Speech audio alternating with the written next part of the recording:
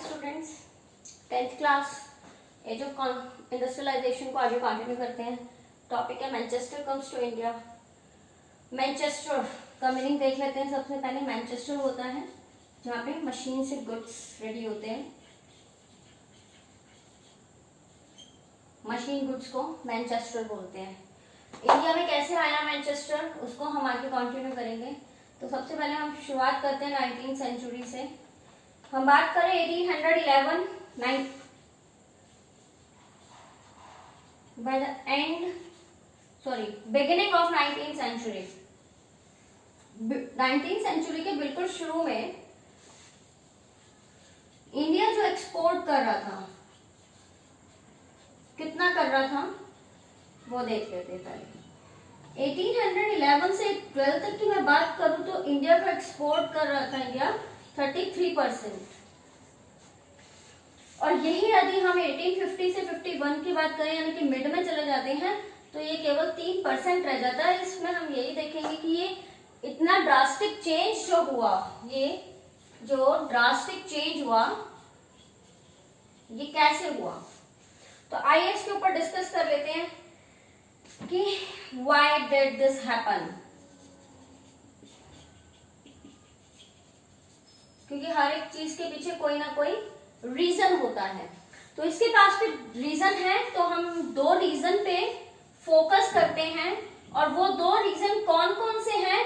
एक तो कि किसी चीज की मेरे कंट्री में अवेलेबिलिटी ही नहीं है, not available in our country.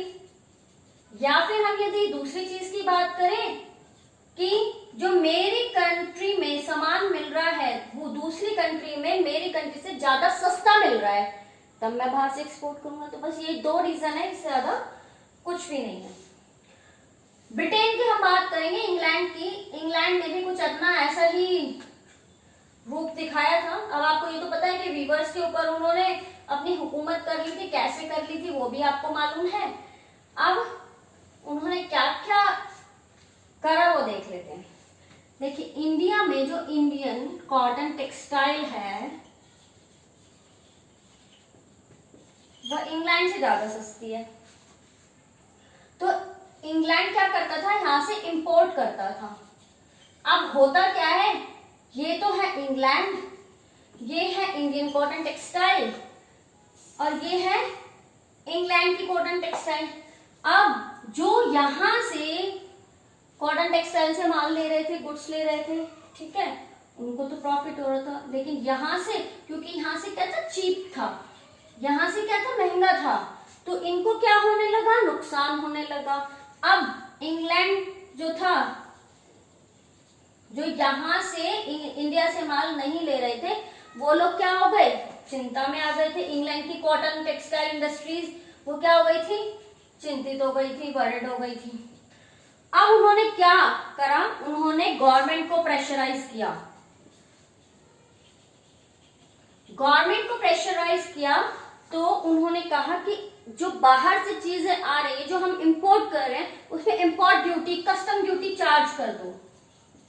अब इंपोर्ट ड्यूटी लग गई तो अब इनको भी उतना ही और इनको भी बराबर का काम हो गया था, क्योंकि ये कॉस्टली वैसे था, ये वैसे कॉस्टली बना दिया। इंपोर्ट ड्यूटी लगाने के बाद उन्होंने एक और डिमांड रखी कि ईस्ट इंडिया कंपनी जो है, जो ईस्ट इंडिया कंपनी है, इंडिया में स्टैब्लिश तो हो गई है, स्टैब्लिश हो गई है, अपना सब कुछ सेटअप कर लिया है। अब उनसे कहा गया कि जो इंग्लैंड में माल तैयार हो रहा है, यानी कि जो मैनचेस्टर में माल बन रहा है, उसको आप इंडिया में जाके बेचो। Sell Manchester goods in India, ठीक है। अब इससे, अब ये काम किस चीज के लिए किया, फॉर प्रॉफिट। अब मैं आपको एक बात बताती हूं, इससे सबसे ज्यादा जो चिंतित हुए वो दो कारणों से हुए, और वो हुए हमारे वीवर्स। वीवर्स क्यों हुए, जो कॉटन वीवर्स थे, जो कपास बुनते थे, वो क्यों चिंतित हुए कि तो उनका जो एक्सपोर्ट मार्केट था वो कोलैप्स हो गया। कॉटन मार्केट जो था उनका वो कोलैप्स हो गया। बनती है ऑटोमेटिकली, वो आपको मैं पहले ही बता चुकी हूँ, वो कॉस्टली होती है कंपैरिजन टू मैनचेस्टर गुड्स यानी कि मशीन गुड्स के कंपैरिजन में। दूसरा क्या था, इसी से रिलेटेड इंडिया में मैनचेस्टर गुड्स की बाढ़ आ गई, इस पे तो इंपोर्ट ड्यूटी लगा ली। अब जब इंपोर्ट ड्यूटी लग गई है तो महंगा माल कौन खरीदेगा, तो ये तो वैसे खत्म हो गया।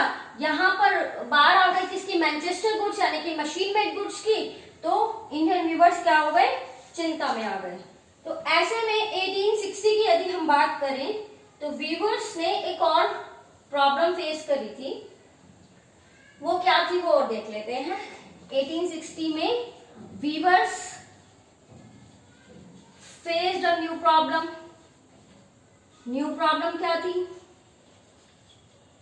जो हमारा इंग्लैंड था वो दो जगह से कॉटन इंपोर्ट करता था। अब वो दो जगह कौन कौन सी थी, एक तो थी अमेरिका और एक था इंडिया, ठीक है। अब इंडिया ने इंपोर्ट ड्यूटी लगी हुई थी, कैसे क्या करते, फिर भी आगे हम कंटिन्यू करते हैं। अमेरिका में हो गई सिविल वॉर। अब सिविल वॉर हो गई तो अमेरिका ने कहा भाई मैं तो कॉटन नहीं दे सकता तुमको, तो ब्रिटेन ने क्या काम किया, यू टर्न लिया और कहा गया, इंडिया के पास गया और वहां से कॉटन, रॉ कॉटन एक्सपोर्ट करने लगा।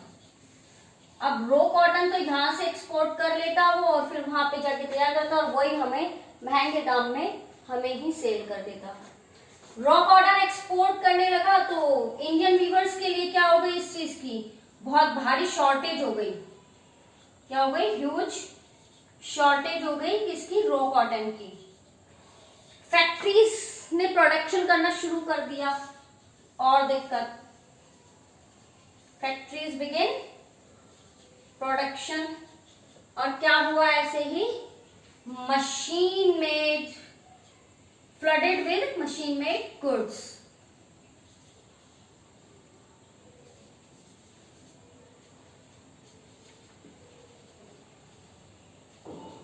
बाढ़ आ गई मशीन मेड गुड्स की, तो इस तरीके से मैनचेस्टर कम्स टू इंडिया। दावत दी गई, दावत तो क्या दी गई थी, हावी हो गए थे, डोमिनेंसी दिखाई हमारे ऊपर और हम भी आदी हो गए हैं।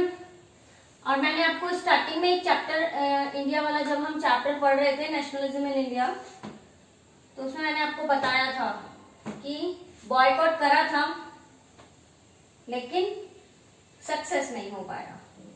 तो आगे इसको कल हम एक नए टॉपिक के साथ डिस्कस करेंगे आपके साथ। आज के लिए इतना ही, थैंक यू।